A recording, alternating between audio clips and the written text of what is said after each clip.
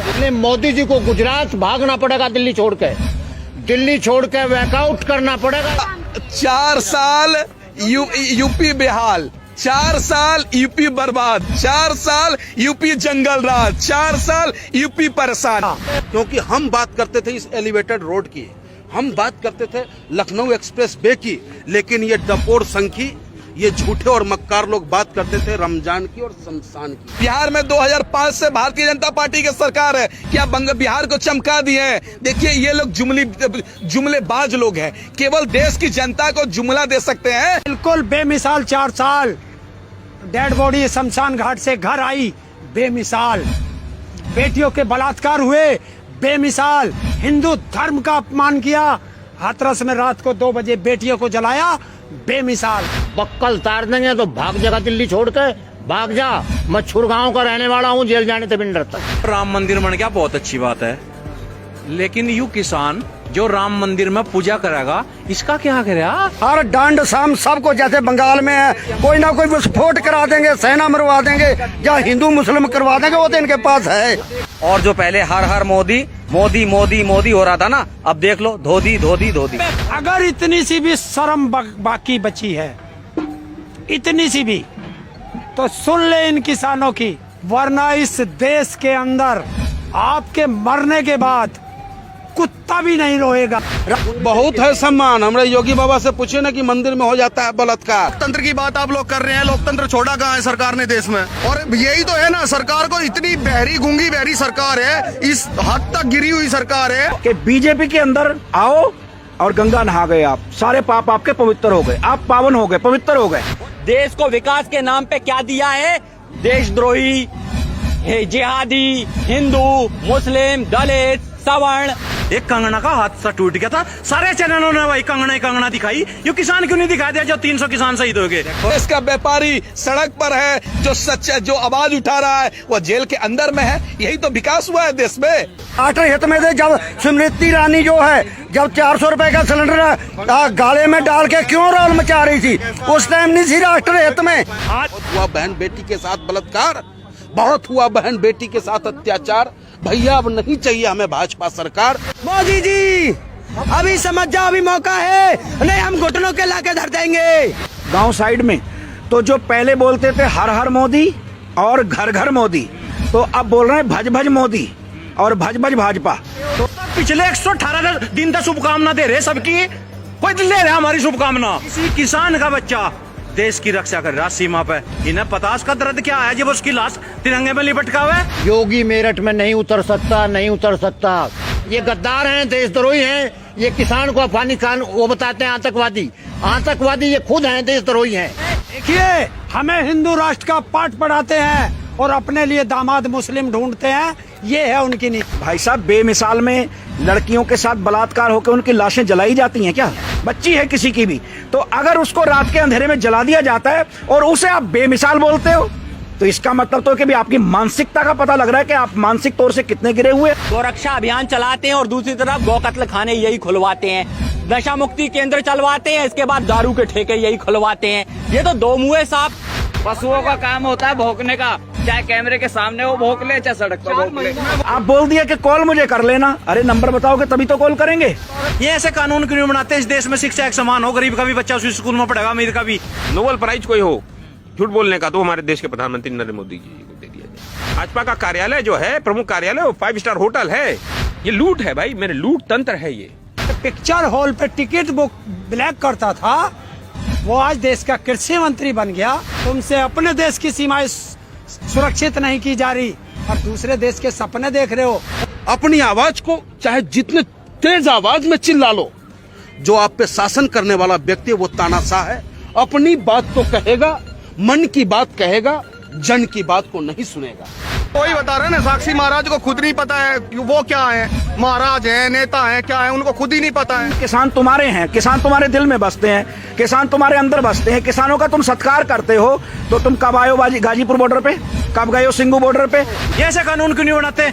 अगर digital India बनाओ, इधर किसान फसल डाल लगा, उधर उसके खाते में पैसा होगा, क्यों नहीं बनाते हैं? जो अनावश्यक वस्तुएं हैं हम उनको बेचेंगे, रेल बेचेंगे, गैस बेचेंगे। जो इंडिया ने 70 साल में बनाया, आज इनको ये गैर जरूरी लग रही हैं। ये वो कहा था नहीं मोदी जी ने हर हर घर घर होंगे मोदी, हर हर मोदी, ऐसी इब की बार नहीं होगा।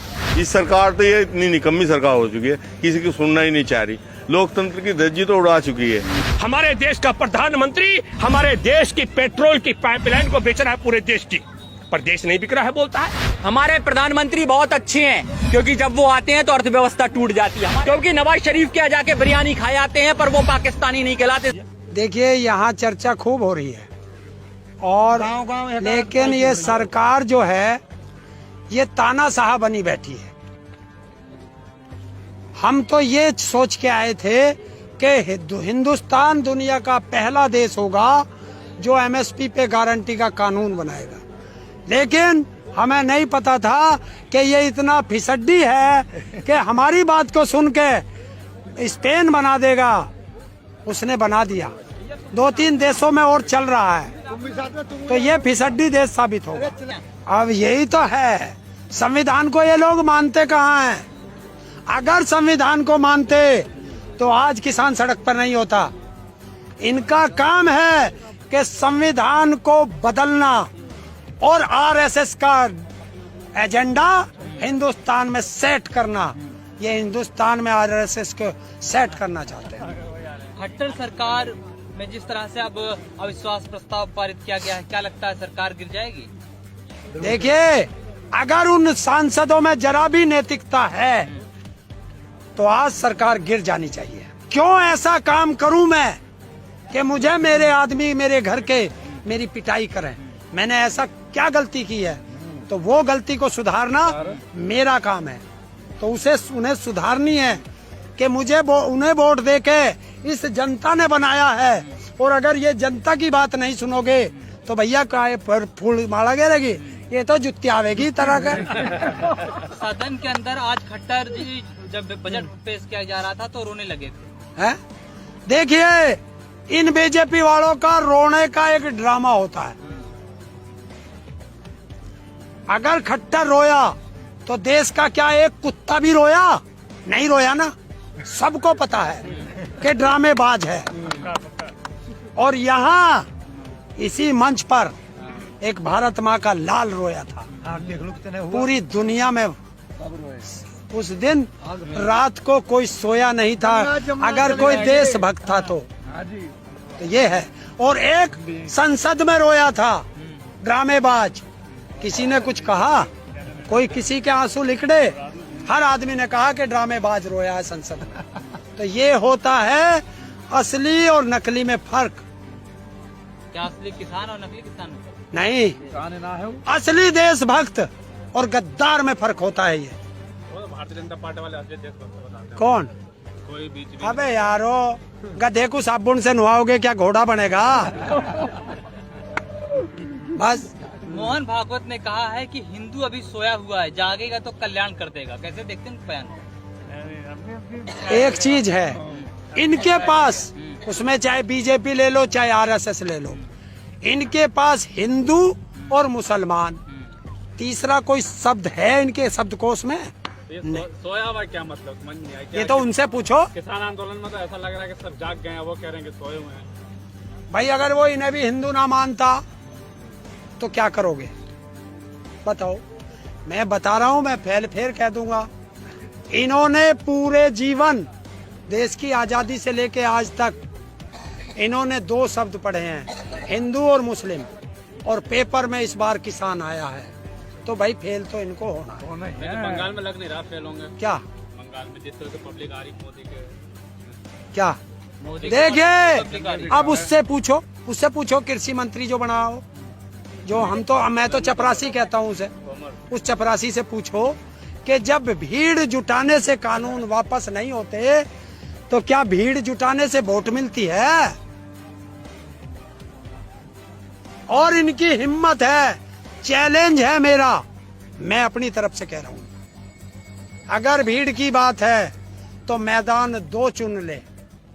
वो देश का प्रधानमंत्री होगा एक मैदान में, और एक मैदान में किसान होंगे। बहुत बढ़िया, बहुत बढ़िया। चैलेंज है मेरा। मोदी जी ने स्टार प्रचारक की लिस्ट जारी कर दी और कहा है हमारे हाथ से बंगाल और असम कहीं नहीं जाने वाला। अच्छा, क्यों भविष्य वक्ता वो? हाँ भाई देखो, वो बताएगा, क्योंकि वो चेला ही ऐसे गुरु का, आसाराम का और राम रहीम का।